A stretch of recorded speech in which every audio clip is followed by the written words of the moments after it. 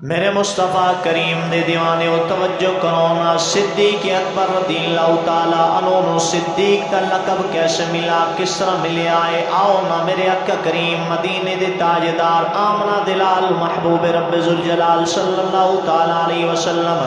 میرے آقا کریم جدو معراج شریف تے تشریف لے گئے مسجد حرام تو مسجد اقصی، پھر مسجد اقصی اللہ مکان سفر میں گل نہیں پیا کردا رب دا قرآن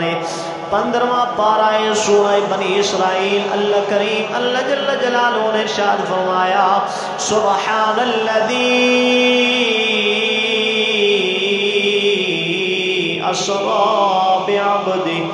لیلا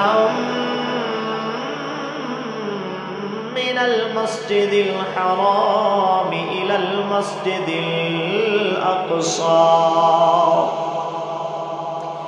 میرے آقا کریم علیہ السلام دا سفر معراج رب دا قرآن بیان پیا فرماندا ہے جدو میرے آقا کریم علیہ السلام معراج دا سفر کر کے واپس تشریف لے کے آ رہے سن، جناب جبرائیل امین بھی حضور دے نال سن۔ میرے آقا کریم نے فرمایا جبرائیل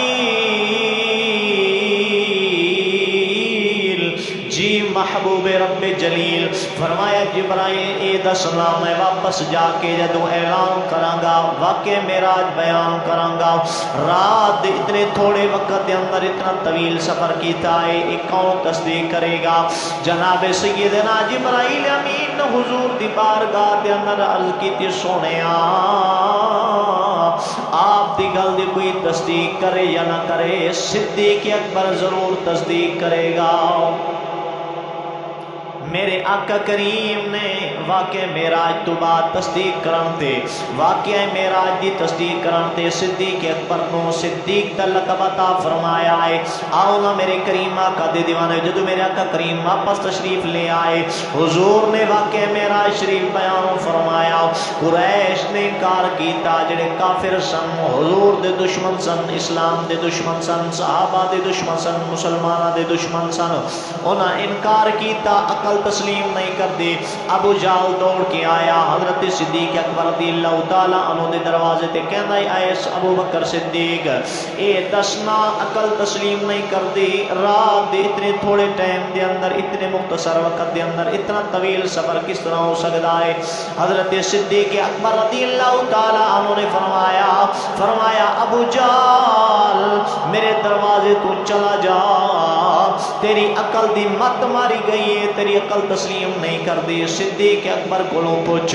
صدیق اکبر دی عقل بھی تسلیم کر دیے، صدیق اکبر دا عشق بھی تسلیم کردا ہے۔ نالی سیدنا ابو بکر صدیق رضی اللہ تعالیٰ عنہ نے فرمایا ابو جہل میرے آقا میرے مولا مدینے دے تاجدار اگر اس سے بھی بڑی بات کہہ دیں صدیق اکبر او گل بھی منن واسطے تیار ہے۔ مسلم ہے